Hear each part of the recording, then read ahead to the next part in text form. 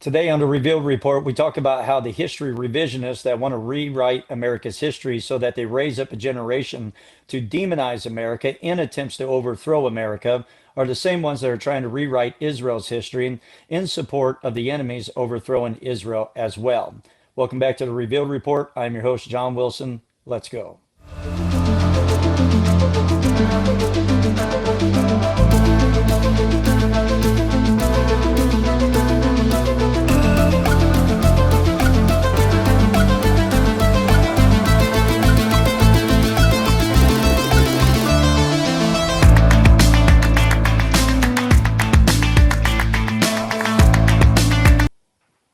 Before we get too far into today's episode, I'm going to do something that I've been told I need to do, and I keep forgetting about it because I usually just want to dive into the cultural commentary, the content, the news headlines of the day.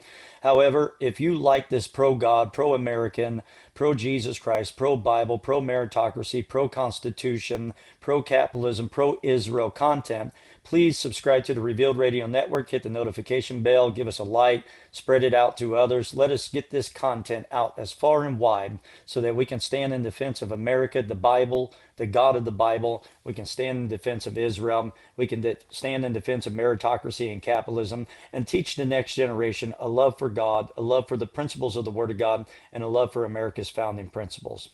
Well, I want to talk about how the history revisionists that have underwritten and rewritten America's history in attempts to cause a generation to demonize America so that they could uproot the system, and that's what it's all about, are the same ones that are trying to rewrite the history of Israel and even rewrite the current events and everything that's going on right now so that they can join league with those that want to overthrow Israel, which happen to be the same ones that want to overthrow America as well. The ones that chant death to Israel are also the ones that chant death to America. See, they want to spread the infada or what, however you say it. They want to spread their radical ideology, and they're allowing Sharia law to even start to rise up in our nation to the point that now we have judges and we have courts that are having to rule against Sharia law being practiced in the United States of America.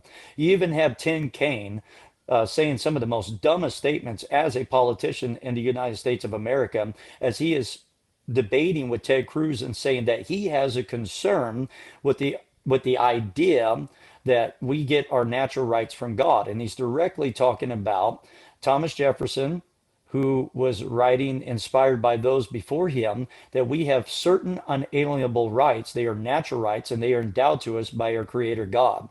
See, Tim Kaine wanted to use the radical jihadists and he wanted to use the Islamists to justify humanism taking over our government and taking over our nation and allowing government to become the new God, that our rights come from government and not from God. And his argument against Ted Cruz was that radical Islamists use the idea of natural rights from God as well. But you have to understand that the ones that Tim Kaine and the ones that are claiming this dumb argument are also the ones that want to join league with the Islamists and the radical Muslims and that want to try to overthrow the system of America, that want to try to come into the West and destroy the West from within, either by force or by using their peaceful movement to try to get people to buy into it and allow it to subtly take over little by little. You see, the Marxists and the Islamists had nothing in common, nothing whatsoever in common. And at the end of it, if they are able to overthrow the West, they'll turn on one another because their principles are not aligned with one another, but they are using one another to destroy the West. And you find that the Marxists have no problem heating up things in the street. The radical left have no problem heating things up in the street and using violence. Even right now, we have people that are coming out with all types of hatred towards us. We have never attempted to try to be hateful towards people. We are trying to destroy ideas, not people, but they are coming out violently, attacking our side and threatening our side. And the violence is ramping up right now from the radical left because they have never had a problem with heating things up in the streets so that they can also get people to say, we're not going to accept the radicals that are violent, but we'll buy into the peaceful movement so that they can infiltrate the system. It's a top down, bottom up approach. And this is exactly what Islamists are doing. They have the radical jihadists that want to destroy us, and then we buy into the peaceful movement so that we underwrite the very idea that this nation was built on the Bible.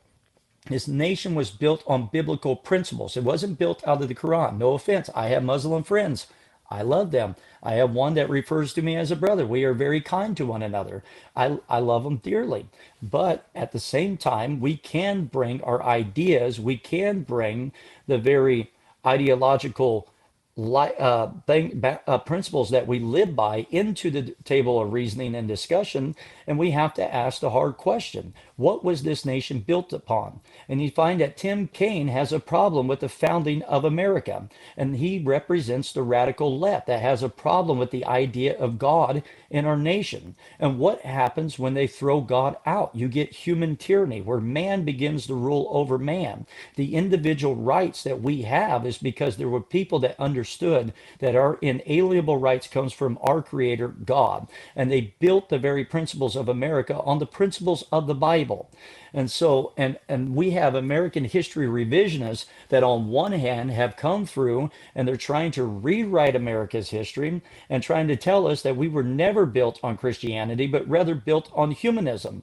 And when that doesn't work, then they'll come out on the other side and they'll demonize us for white Christian nationalism and try to say that it was Christianity that was propagating slavery, not realizing that it was actually those Christian principles that eventually ended slavery. Now, there were some that was improperly used in the Bible. There will always be people improperly using the Bible. But the reason why slavery was ended is because there were people that understood the value of humanity because we are made in the image of God, and they were willing to give their life to end slavery. Those principles come from the Word of God. And yet we are called the fascist, Nazi, racist, bigots, or whatever, when it was our side that was tearing down racial division even before the civil rights movement. It was the Democratic Party. It was the left that was fighting for slavery, that was fighting for segregation, was fighting for Jim Crow laws until LBJ, who was a stark racist himself, began to use the Civil Rights Act to try to pull in the black community into the Democratic Party. Now, I disagree with a lot of things Candace Owens is saying right now. I do thank her for her book that she wrote and bringing people back to the understanding that they have to escape the Democratic plantation again, in the words of Candace Owens. And so I'm thankful for that. But on one hand, I am seeing now the radical left infiltrating the conservative side of the aisle, that now there are conservatives, so-called conservatives, that are joining league with the radical left, who have been rewriting and underwriting the history of America to try to demonize America, to uproot America, are the same ones that are doing it to Israel. And now we have people on the right side of the aisle joining league with the people on the left to demonize Israel. These are the same people that say death to America as well. The same ones that say to the river, to the sea, are the same ones that are wanting to drive American principles out and replace it with their radicalized ideology. The reason why the radical left and the Islamic movement get along so well is because they both have one thing in mind: death to America, death to Israel. That's why in New York, the socialist is also a radical Muslim too.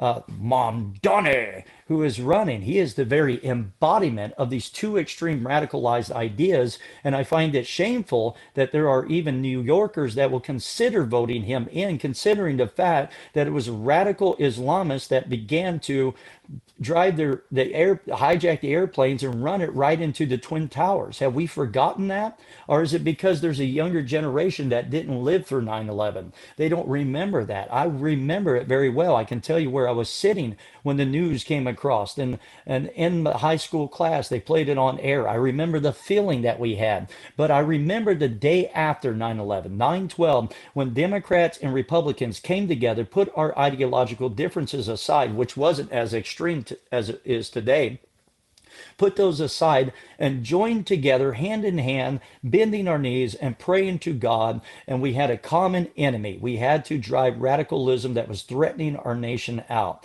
But now we're in a day and age where the radical left is joining league with the radicals that want to destroy our nation. And now they're somehow subtly getting into the mind, the heart, and the spirit of ones on the right that are now drifting over to the other side. And I believe a lot of it is because they want fortune, they want fame, they want to be They want to be on the front lines of being edgy and getting people attracted to them. I do not believe it's all true and genuine because why would we start believing the radicals that are trying to destroy our nation are also that also want to destroy Israel are now right? And I find it even incredible that now history is being rewritten so much that they are trying to demonize Winston Churchill and say that Winston Churchill was the villain in World War II. And there are even that are going so far to say Adolf Hitler was exterminating the Jews because Adolf Hitler knew what the Jews were going to do and what power they had. Now, can I remind you that the Jewish people only take up 0.2% of the population of the world? They are so tiny and so small. And the only reason I was showing my kids Israel on the globe, and they said, Dad, it's so tiny and they're surrounded by all these people that hate them. How do they survive? Answer to that is one, military power, but it's not military power alone. God's hand is still on them. And for anybody that thinks that I'm defending Israel because I must be a dispensational eschatology person, that's not the case. I'm not a preterist. And if you're not familiar with these terms, I believe in the second coming of Jesus Christ. I believe that he is still going to return again. So I'm not a hyper preterist. And most of the hyper preterists begin to become anti Israel as well, because most people that stray away from truth begin to be anti Israel. And I'm also not a dispensational end time person. So, like, I heard Candace Owens coming out and saying that the only people that are supporting Israel, paraphrase and not exact quote, are dispensationalists. And look, I'm not a dispensationalist. And so I don't even ascribe to that terminology. But I understand history and I understand how God used Judeo principles, Judeo Christian principles to establish this nation.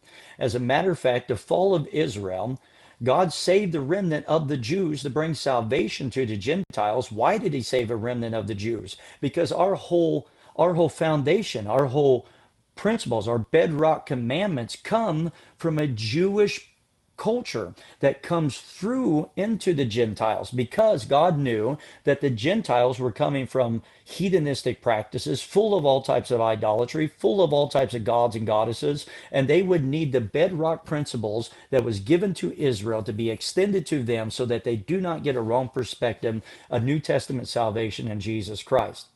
I have a friend that I was just talking to. He's a newfound friend. I was down at the Vault conference, Patrick Bet David and his crew, and he was a Jew. And I stopped him and I said, I just want you to know I'm praying for our Jewish brothers back at the homeland. And he instantly thanked me and he said, you know, the Jewish people, we're good people, but we are the most criticized people. And I told him, I said, the sad thing is, you're the only country, you're the only nation that does not have the right to win a war. That if you win a war, you are demonized. And we think that every move in wars should be right. Now, look, I have no problem questioning any government. I have no problem with people questioning Bibi Netanyahu. I have no problem with people questioning how Israel is conducting the war because we can be questioned. Everybody can be questioned. There's nothing wrong with questioning people. However, Israel is demonized if they try to win the war. And now people are rewriting American history to try to justify their demonization of Israel and how they're conducting the war. You have some that are coming out and now they're rewriting the history of America and demonizing us for putting an end to World War II with the atomic bombs. Now, look, I am a Christian. I believe in loving our neighbor as ourselves, but that does not mean that nations do not go to war. That does not mean that nations do not fight. We find this from the book of Ecclesiastes. There is a time of war and there is a time of peace. To all things under the sun, there are seasons and there are times. And so Israel is the only group of people that is not allowed to win a war. They are not allowed to fight the war. They are hyper criticized. We don't hyper criticize any other nation. We're not hyper criticizing Russia and Ukraine the same way. Yes, there is some criticism, but not on the level of Israel trying to fight the Islamists. There is no hypercriticism in that regard, except for with Israel. Why? because there is such a hatred towards Israel. There is an anti Semitism towards Israel. And I know it's been overused to the point that it has no weight and value to it, but I'm using it properly. There is anti Semitism, whether subtly or boldly in your face. There is an anti Semitic movement rising up in America that is trying to take over both sides. And usually the majority doesn't always have it right.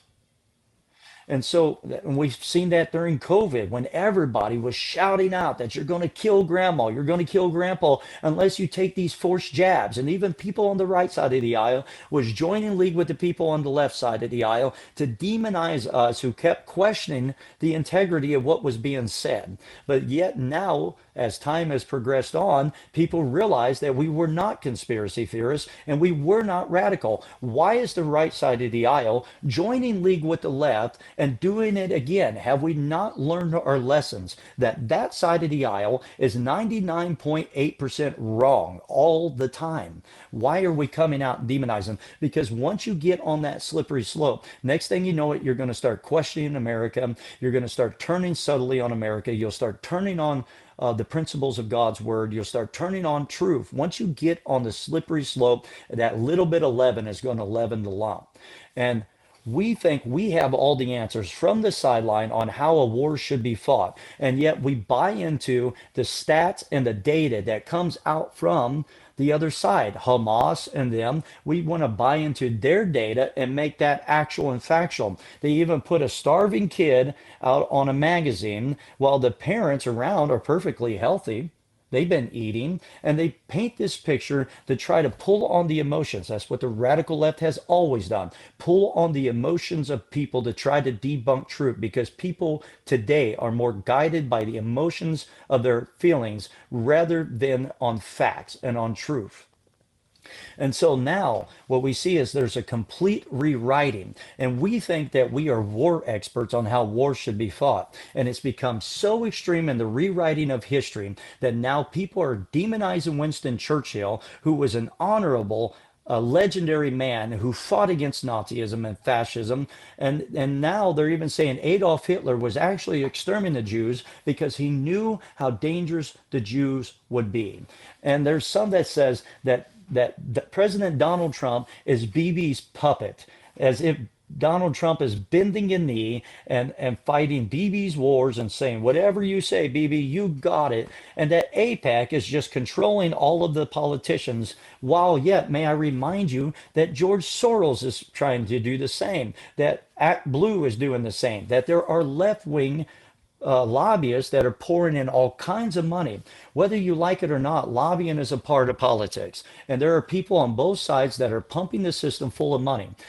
And now they're saying APAC shouldn't have any right dumping money in to politicians. Well, if you're going to say that, then we got to get rid of all the rest. Why is Israel dumping money into politicians? Because the other side is. And it's the only way you fight the battle. It's the only way that you fight this political, ideological, cultural, and spiritual war. When I say fight it, I don't mean physically like the radical left that now claim to be socialists and believe in guns. Have you seen that? The socialist gun group?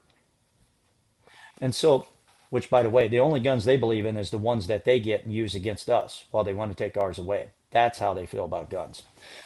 And so you see that over and over again, America's history is being rewritten to try to demonize our history, and they're even trying to do it with Israel. They're trying to rewrite Israel's history. They're trying to destroy Israel and destroy America. And there are gullible people on the right, or people that are selling their soul for popular for media popularity, and so that they can get clickbaits and they can get a huge following. Here on the Revealed Radio Network, we want people to subscribe to, but we're not going to do it at the expense of truth. We're not going to do it at the expense of our own principles. Because I believe that the greatest antichrist that is rising up in the world today is the union between radical Islam and humanism that is joining league to try to destroy Israel and destroy America. Even Romans chapter 11, if you're a Bible believer, Romans chapter 11 says, boast not against the natural branch. What is that? Israel. Boast not against the natural branch. Why? Because the danger is that God will pluck you out as well.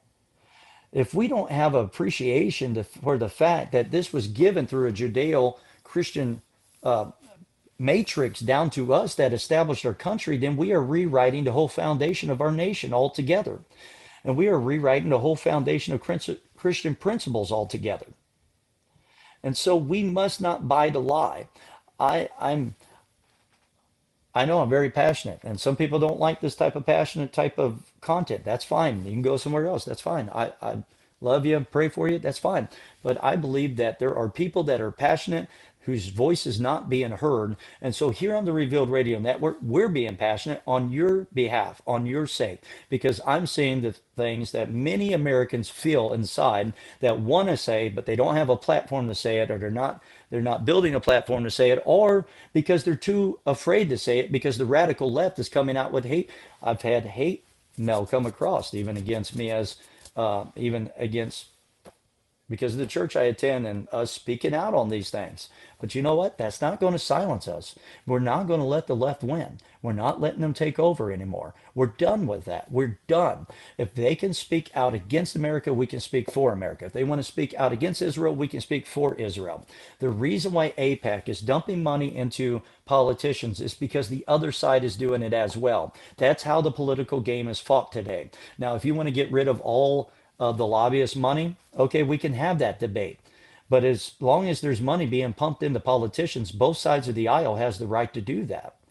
If the radical left side of the aisle wants to pump in money into politicians like Omar, who wants to destroy America and destroy Israel, then what do you think the Israelite people are going to do? They're going to do the same. They're going to dump money into the system to combat the other side. You see, they're not talking about the left doing it. They're only talking about AIPAC.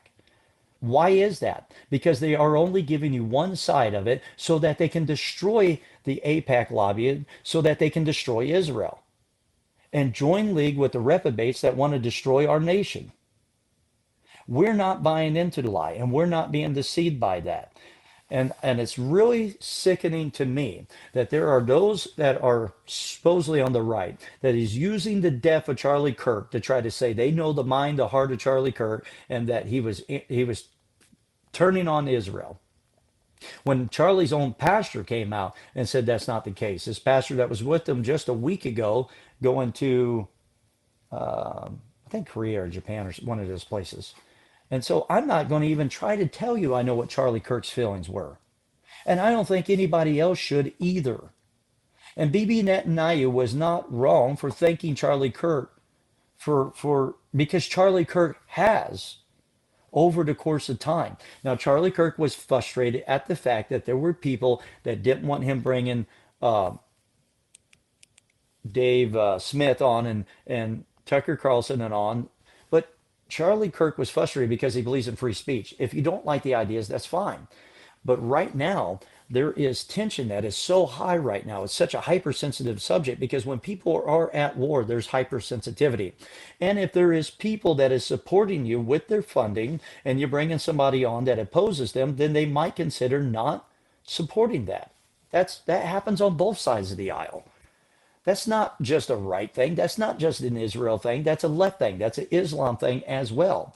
That's how it works. That's how politics are fought in America today. Now, we can have the whole debate on whether that's right or that's wrong, but that's how politics are dealt out and fought out today. Money is involved, lobbying is involved. We can't, as long as it's there, both sides are going to use that to try to win people to their side. In Israel, of course they're going to do that. If the other side's doing it, why wouldn't they when they're always the ones that are either being exterminated, being demonized? Let's look through the history. Tell me that the Jewish people hasn't endured such great affliction. Now they're even on the right and the left saying these are not really true Jews. These are not Israelite people. Then why was Adolf Hitler exterminating them? And if that's the case, was he justified in exterminating them? And did we use the wrong terminology when we said that Adolf Hitler was exterminating the Jews? Is that wrong? Are you willing to confess that? Are you willing to come out and say that Adolf Hitler and the Nazis were not exterminating Jews? Nobody wants to talk that way. Nobody's willing to say that. But yet they turn around and say, well, they're not true Jews now. Well, when did that happen? When did it change from World War II to now? And it's not just about the ethnic group, it's about the land rights. That's a whole nother side of the argument. Do they have land rights or not? And when I read the book of Romans, if you're a Christian believer, you don't have to believe in eschatological dispensationalism to support Israel. Because even in the book of Romans, it said that God, his calling and his gifts are without repentance. His gift and the calling was without repentance. And in its regular first century sense, when it was written, it was talking about the Israelites, it was talking about the natural Jews. And so God hadn't just turned on them completely. Now, I'm not an eschatological dispensationalist. I actually believe that if the Jews are going to be restored back into God's covenant, it's going to happen through God's church. That's why I'm not going to turn on them, because I want them to be brought into the covenant that we only received because it was passed down through a Jewish matrix into us Gentiles. And so that's why I don't boast against the natural branch. Now we can do a whole episode on eschatological views and my view on that, which is a little different than a lot of the mainstream American views. We can have that conversation, but I believe it's radically insane that all of a sudden people on the right believe people on the left are telling the truth. And they're only telling one side of the story. APEC is giving money. What do you think the other side's doing? So they're sitting back and they're not giving money into politicians? If you were the person that felt like your nation was always at threat and you could use money to influence and to bring safety to your nation, I promise you, you would do the exact same. You would do the exact same if you knew it would protect you and especially your children, especially the vulnerable and the weak. What do you think America would have done if October 7th happened here? You see, now they have to rewrite World War II and they have to demonize America for the attack on Nagasaki and Hiroshima, or Hiroshima, however you want to pronounce that. The attack on them, which by the way ended the war. And do you realize that America was continually going in and ending the lives of Nazis even after the war was over? Now there are some people says, well, if you're going to overturn the other nation, shouldn't you know what the population is? That's what Tucker Carlson was asking Ted Cruz. Do you think we cared how much how great the population of Germany was in World War II? Do you think that even was relevant to the debate and the argument? So I guess that evil should not be fought against if it's only 10,000 or 5 million or 80,000. Does the population, does the number actually change the evil ideology and the threat? If it's a threat, regardless if it's a minority or a majority. Because let me tell you the power of he was saying that 80,000, 80,000, whatever the number was, that makes a difference. Do you think we were sitting back and we were doing data analysis on how many Germans there were? Oh, I guess, there's too many Germans to try to fight Adolf Hitler. There's too many Germans to fight Nazism. There's too many Germans to fight fascism. See, they're rewriting the whole story. The war would come to an end. That we fought the Nazis, we fought the Germans, we retaliated against Japan when they attacked Pearl Harbor, we attacked with the atomic bomb, and we ended the war. You see, war is usually, the concept of war historically is you make the other side surrender. You make them wave the white flag of surrenderance. That's how wars are fought. And if Hamas is going to build their tunnels under schools and under under the general public, it's the same way they fought in Japan back then when they would in Vietnam when they would actually strap bombs to their children. The this is what the Ishmaelites do. This is what the Muslims, the radical Islamists do in war. They are willing to use their most vulnerable children because from the moment that they are young, they're radicalized and not telling them that if they want to go to heaven, they got to exterminate the other side. That if they die for the cause, then they're going to go to heaven. And then they got all of their sexualized fantasies attached to that for their men, teenage men and older men. And so they have no problem taking the vulnerable and the weak and using them as human shields and using them as a place. They will begin to build their tunnels. They'll begin to build their forts and everything behind the children and women. They'll build it under schools. They'll build it under hospitals. Why do they do that? Because the moment Israel attacks, the moment that anybody attacks them, they can come out and say, look, you're killing the kids, you're killing the women, you're killing our citizens, so that they can make the media turn on Israel and begin to demonize Israel so Israel cannot fight a war. And we think we know all the strategies of war. There's a great old statement that says, oftentimes when we look back in history, we see the man, we see the decisions, but what we forget often is the fog of war. There is a fog of war. Anybody who's ever been in war, there's a fog of war. The emotions are high. Survival is the key thing. And so every decision made is not always right. And yes, there are times human casualties, innocent casualties. I hate it. Everybody else hates it. But that is a part of war. And it's just a reality. And I know we have a hard time with reality. I get it. I don't like reality either. I hate reality at times. But that's just the reality of life. And we can't change it. That's when war is fought, unfortunately, innocent lives die. I hate it. That's why I'm so grateful that America is so strong. That's why I don't want America to become weak. I'm so grateful that America is so strong that we don't know what that's like. And I'm thankful for that. But at the same time, that has blinded us to how war is usually fought in reality. When you have one side that's going to use the children, use women, use the most vulnerable so that they can go out and propagate a lie on the media, what does the other side do? Unfortunately, innocent lives were killed in the dropping of the atomic bomb on Nagasaki and Hiroshima. I hate that. I hate that fact. I hate it. But I'm not going to rewrite the history and try to demonize it and act like we know better now than what they did then when it brought the war to an end. When America was willing to go and retaliate strongly, whether legend or true, when they woke up a sleeping giant and we retaliated, we were bringing the war to an end. It took that strength in war to bring it to an end. I don't like war. I hate war. But at the same time, war is a reality. There will always be wars and rumors of wars until Jesus Christ returns again. And Israel, what are they to do when the other side doesn't fight the same way? When they're willing to use the most vulnerable and weak as human shields and as propaganda pieces when their lives are lost so that they can go out and demonize Israel so Israel is backed in a corner, hyper criticized, and can't fight a war. What do they do?